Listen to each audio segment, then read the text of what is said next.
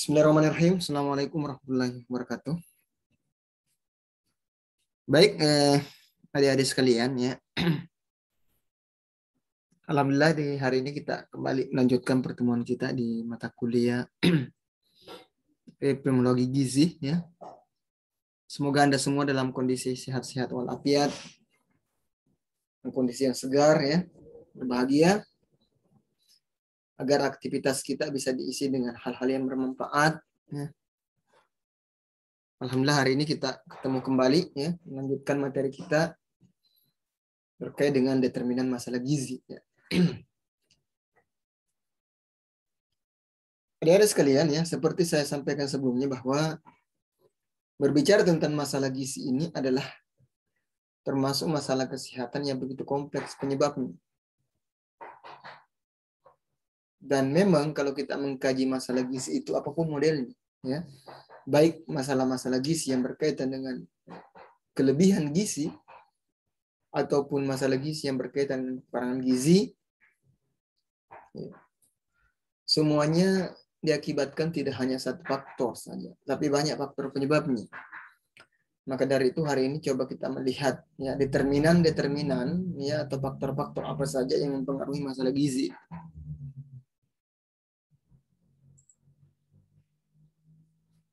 Tentu di awal ini adik-adik sekalian kita bertanya-tanya, apakah faktor determinan itu sebenarnya ya?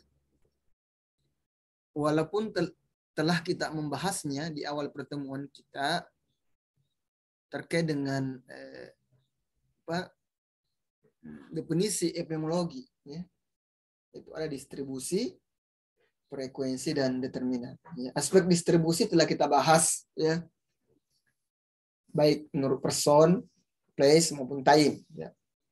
Aspek frekuensi ini berkaitan dengan angka ya, walaupun mungkin kita tidak akan bahas ya, lebih banyak karena ini berkaitan dengan pengukuran ya. Pengukuran di sini berkaitan dengan ilmu gizi ya. Mungkin ini berkaitan dengan antropometri, pengukuran klinis atau biofisik ya. Mungkin kita akan singgung nanti tapi tidak banyak kan ini akan spesifik dengan ilmu gizi ya. Adapun terkait dengan faktor determinan ada sekalian kita akan coba bahas hari ini ya. Lalu apa sesungguhnya faktor determinan itu? Faktor determinan pada sekalian adalah faktor yang mempengaruhi. Ya. Itu bahasa sederhananya, faktor yang mempengaruhi. Ya. Berhubungan atau memberi risiko. Ya, risiko artinya berapa peluang besarnya kejadian penyakit tersebut. Ya.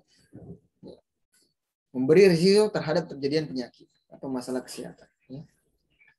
Faktor determinan juga adik-adik sekalian menunjuk kepada faktor penyebab dari suatu penyakit atau masalah kesehatan, ya. Baik yang menjelaskan frekuensi, penyebaran, ya, ataupun yang menerangkan penyebab munculnya masalah kesehatan itu sendiri. Di sini ada kata menunjuk kepada faktor penyebab. Karena memang adik-adik sekalian memutuskan faktor penyebab terhadap sebuah penyakit atau masalah kesehatan itu tidak mudah, ya. Butuh penelusuran, butuh hipotesa awal, ya. Kemudian dibuktikan hipotesanya lalu disimpulkan. Itu pun kita belum bisa memutuskan sebagai faktor penyebab. Mungkin kita baru mengatakan itu adalah faktor risiko. Itu adalah faktor yang memberikan peluang berapa besar terjadinya, ya, berapa besar peluang penyebab tersebut memunculkan masalah kesehatan atau penyakit.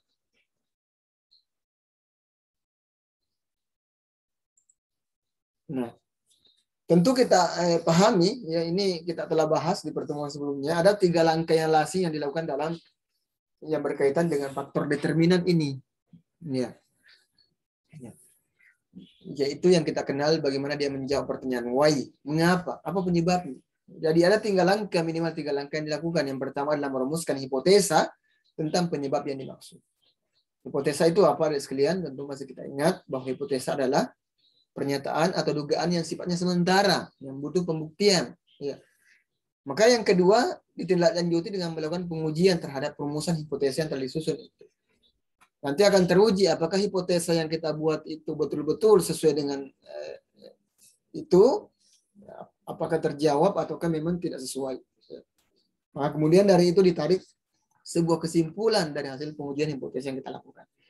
Bagaimana menguji hipotesanya, dan sekalian? Ya tentu ini dilakukan melalui penelitian, penelitian ilmiah, penyelidikan ilmiah, ya, penelitikan gizi, ya, penelitian gizi, yang nantinya kita akan lakukan dalam penelitian.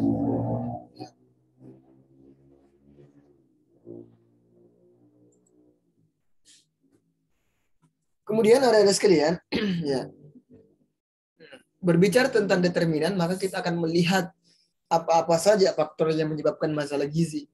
Nah, ini sangat kompleks sebenarnya sekalian. Jadi slide dalam materi ini tidak banyak sekalian, ya, hanya sekitar 6 slide. Tetapi bagi kami cukuplah kiranya slide ini yang dibahas itu sudah cukup memberikan banyak informasi kepada kita. Ini baru satu slide kita bahas, ya.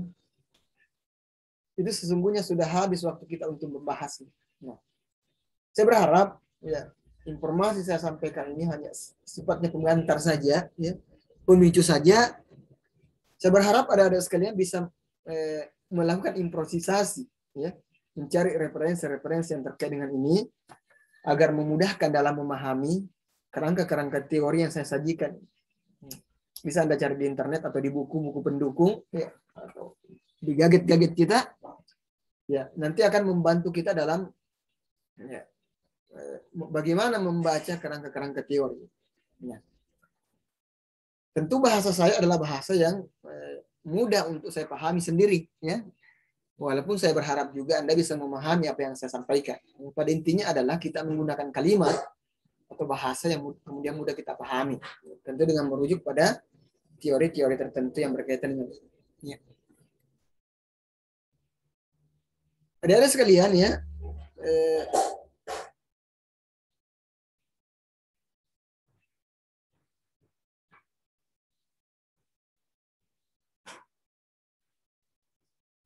ya, pada slide ini kelihatan bagaimana, ya, penyebab, ya, CAF ini, ya, kurang energi protein ini kita melihat begitu kompleks. Saya sering katakan bahwa masalah gizi ini memang multifaktorial,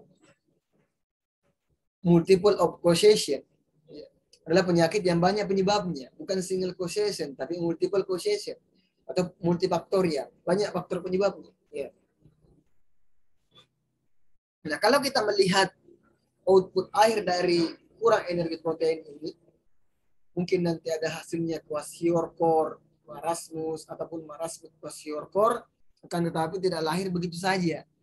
Ada rentetan-rentetan faktor penyebab yang saling mempengaruhi satu sama lain. Nah, kalau kita melihat, ya, keadaan kesehatan yang lahir, ya, seorang anak menderita KEF, kemudian menjadi gizi buruk, yang menjadi kwashiorkor, marasmus, dan marasmus kwashiorkor, ternyata telah melalui rentetan-rentetan permasalahan. Ya.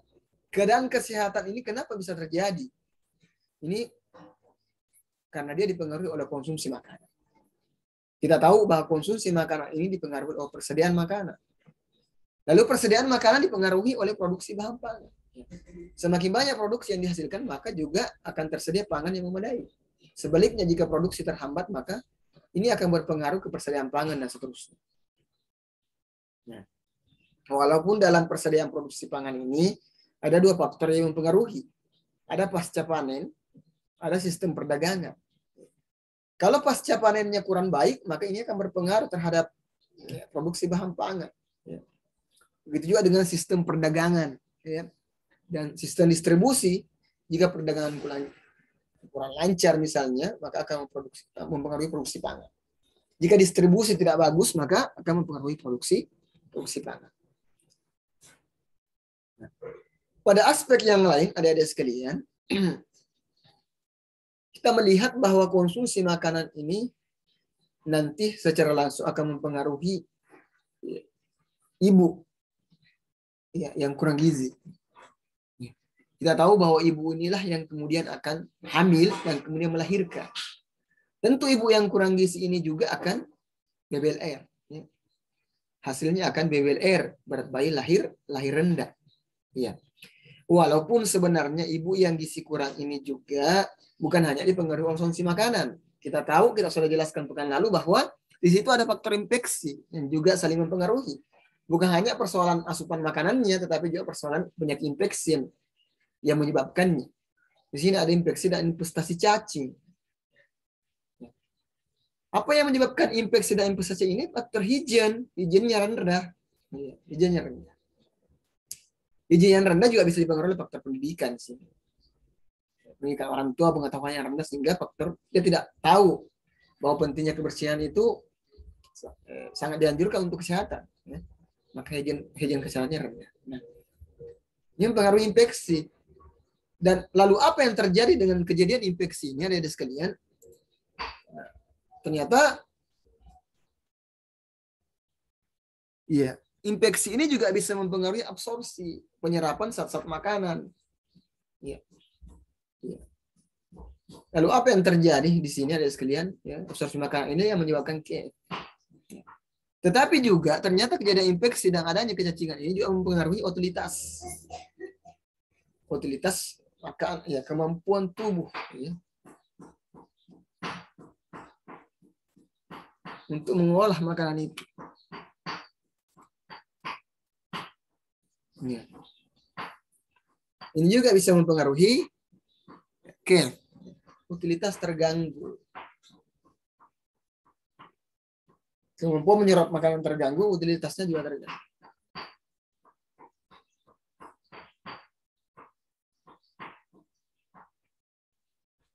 Nah. Dan ternyata ada sekalian, kalau kita melihat dalam sudut pandang yang lain, tidak hanya ada penyebab ini. Ya. Dalam sudut pandang yang lain, kita melihat bahwa selain keadaan kesehatan ini yang dipengaruhi tadi oleh pola asuh kesehatan, juga ada pola asuh makan yang mempengaruhi di sini. Ya. Ada pola asuh makan, ya. Ya. Walaupun sebenarnya dua hal ini dipengaruhi oleh pengetahuan gizi orang tua. Ya, makanya orang tua itu diharapkan bisa, ya, terpapar dengan edukasi gizi yang baik, karena mempengaruhi pola asuh kesehatan dan pola asuh makan. Nah, pola asuh makan juga ini juga cukup dipengaruhi oleh besar keluarga. Semakin banyak jumlah anak anggota keluarga, ya, jumlah anak atau anggota keluarga dan rumah tangga itu, maka akan mempengaruhi pola asuh makan. Persediaan makannya akan mempengaruhi. Dia mempengaruhi konsumsi pada akhirnya. Pengetahuan ini juga dipengaruhi oleh pendidikan tadi ya sekalian. Berputar ini, sebuah siklus yang berputar. Ya. Walaupun kita melihat bahwa di sisi yang lain, ya, pendidikan orang tua ini juga ujung-ujungnya akan mempengaruhi persediaan pangan. Walaupun mungkin kalau kita kaji kelihatan jauh. Apa hubungannya pendidikan orang tua dengan persediaan pangan? Ya, ternyata ketika pendidikan orang tuanya baik, maka dia akan bisa bekerja dengan baik. Ya, tentu dengan pendidikan yang rendah berpengaruh terhadap tingkat pekerjaan orang tua.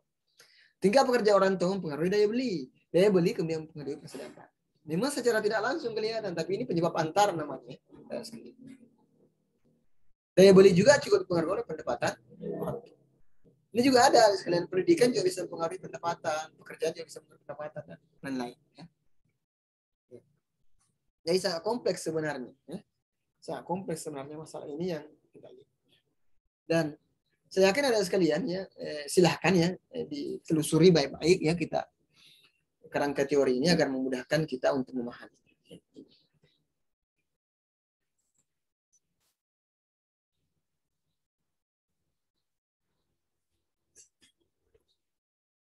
Nah, yang kedua ya sekalian, ini terkait dengan determinan obesitas. Ya, ini kita angkat lagi satu masalah gizi, ya, kelebihan zat gizi atau overweight, ya, atau obesitas. Ya. Kalau kita melihat juga masalahnya sangat kompleks, ada sekalian. Nah, di lingkaran bulat di atas ini adalah faktor internal yang dapat diubah. Ya. Kemudian kotak-kotak segi 4 ini inilah faktor internal tidak dapat diubah. Ya. Kita kemarin telah membahas bahwa berbicara tentang karakteristik. Bahwa karakteristik person itu ada karakteristik yang sifatnya permanen, yang tidak dapat berubah. Ada namanya karakteristik yang sifatnya tidak permanen atau dapat berubah. Ini nama lainnya ya. Atau faktor internal yang dapat diubah, ada faktor internal yang tidak dapat diubah. Yang tidak dapat diubah dia kotak-kotaknya. Ya. Misalnya ras, suku, ya, bentik, ya.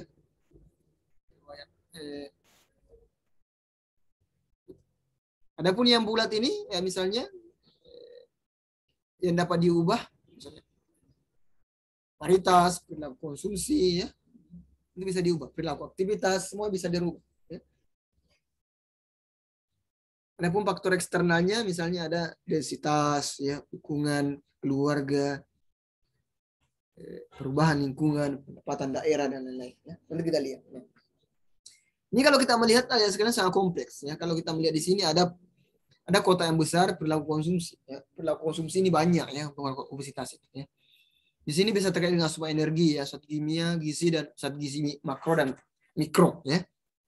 Konsumsi minyak dan makanan yang digoreng, ya, konsumsi buah dan sayur, kebiasaan makan di luar, konsumsi gula tambahan, ya, konsumsi minuman ringan, alkohol, kebiasaan rokok. Ini faktor-faktor perilaku konsumsi obesitas. Ya. Kita lihat juga di sudut pandang yang lain, sekalian ini ada faktor penyakit yang mempengaruhinya. Ada asma, hipertensi juga ya bisa mempengaruhi obesitas. Ada hiperuremia, ya, kadar asam urat yang tinggi ya dalam darah, ya. Kemudian hiperkolesterolemia, ya. Kadar glukosa, ya, kolesterol ya dalam darah yang tinggi, ya, hiperkolesterolemia. Nah, kemudian yang lain juga ada faktor perilaku aktivitas di sini, ya. Aktivitas fisik, perilaku sedentary, ya, termasuk pola dietnya, makannya, ya, screen time, ya, waktunya, bagaimana mengatur waktunya, ya, durasi tidur, ya, kebiasaan berkendara dan lain-lain. Nah, ini saling terkait ada sekalian, ya. Kalau kita lihat di sisi sini, ya, juga ada faktor hormon, ya, ada faktor hormon juga. Nah, kalau kita telusuri juga di sini ada misalnya riwayat masa lalu, misalnya IMT di usia 18 tahun, kelaparan saat anak-anak, ya. Ini juga bisa memperparah penyakit-penyakit tadi, asma ini menuju ke obesitas. Ya. Adapun faktor hormon tadi ada sekalian, ini dasarnya dari ras suku. Ya. Ini kemarin saya sudah sampaikan bahwa ya, lingkungan ini bisa mempengaruhi perilaku, tapi lingkungan tidak bisa mempengaruhi genetik. Ya, tetapi hanya bisa dimodifikasi. Ya. Ras suku ini, riwayat keluarga ini, makanya ketika kita menikah perlu dilihat dengan siapa kemudian kita menikah. Ya, jangan beli kecil dalam karung. Ya. Bagaimana riwayat keluarganya. Ya. Karena ini mempengaruhi genetik sekalian. Genetik. Ya. Di sini juga ada usia, ya, jenis kelamin. Ya. Jenis kelamin juga turut mempengaruhi perilaku aktivitas.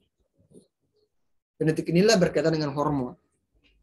Nah, kemudian di sini juga ada status pernikahan, ya. Ini mempengaruhi paritasnya, jarak kelahirannya, kehamilan pendek, jumlah kehamilan misalnya, ya. Ya. Kemudian dari sudut pandang yang lain ada sekalian, ya, di sini juga ada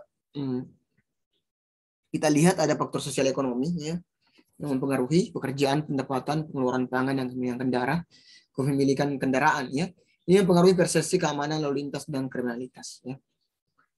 Kemudian ada dukungan keluarga juga, ya. Dukungan keluarga juga ini, ya, yang juga nanti akan mempengaruhi perilaku aktivitas, ya. Ternyata dukungan keluarga juga ini dipengaruhi oleh ini, ya. Food consent, ya. Bagaimana perhatian terhadap makanannya, kemudian bagaimana self efficacy, ya. Self efficacy, ya, artinya bagaimana kepercayaan dirinya, ya, kemudian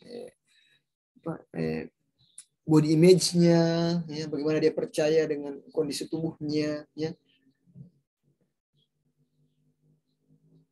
Maka dia misalnya dengan dukungan keluarga ini, misalnya, ya, engkau jangan malu dengan gemuk misalnya, apakah dia malu dengan kondisi kurus, makanya butuh dukungan keluarga di sini, ya. Mengingatkan makannya, mengingatkan agar dia percaya diri dan sebagainya. Kemudian di sini ada faktor pengetahuan ya sekalian, ya, pendidikan dan pengetahuan yang juga mempengaruhi faktor sosial ekonomi tadi, ya, mirip-mirip tadi dengan Kev. Ya. Kemudian di sini ada faktor eksternal, ada pendapatan daerah misalnya, ya. Ternyata ini juga turut mempengaruhi perilaku aktivitas seseorang, ya. Termasuk densitas area, luasnya atau volume tempat tinggalnya seperti apa, ya. Seperti yang kita bahas minggu lalu, ya, kalau dia tinggal dalam kos yang sempit, ya, tentu geraknya kurang. Yang awalnya tinggal di rumah yang luas, ya, bisa berjalan ke sana kemari. Kalau dalam kamar kos yang sempit, ya, di situ tidur, di situ berak, di situ Tommy juga makan, ya, di situ dapurnya, pasti kurang gerak. Ada walkability area, ya, artinya tempat-tempat yang nyaman untuk kemudian berjalan kaki, ya, untuk olahraga, ya. Ada infrastruktur transportasi, ya, ada sarana pendukung aktivitas fisik, ya, dan lain-lain, ya. Kemudian di sini ada food environment ya, lingkungan makan ya, lingkungan yang menyediakan tempat makan misalnya. Ada penjual makanan jajanan, akses ke restoran, akses ke minimarket, iklan makanan dan minuman. Ini mempengaruhi perilaku konsumsi sebenarnya. Walaupun sebenarnya perilaku ini ya, food environment ini ya, lingkungan makanan ini juga turut dipengaruhi oleh perubahan lingkungan. Ya. Ada migrasi, ada urbanisasi, banyak orang banyak menjual. Ya, dulu ada pekerjaannya, mencari pekerjaan yang menjual seperti itu. Ya. Dipengaruhi. Ini juga otomatis perubahan lingkungan ini juga mempengaruhi ya. Sarana, ya, area dan sebagainya. Ya. Itu tadi pindah rumah ya dari luas rumahnya dari tempat yang luas ke sempit karena mencari pekerjaan, migrasi, urbanisasi. Ya.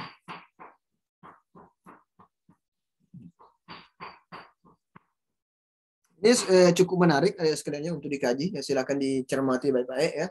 Nanti Anda coba buat ya kalimat sendiri agar mudah kita paham ya. Banyak sekali ya informasi yang kita dapat dari faktor determinan obesitas ini. Ya.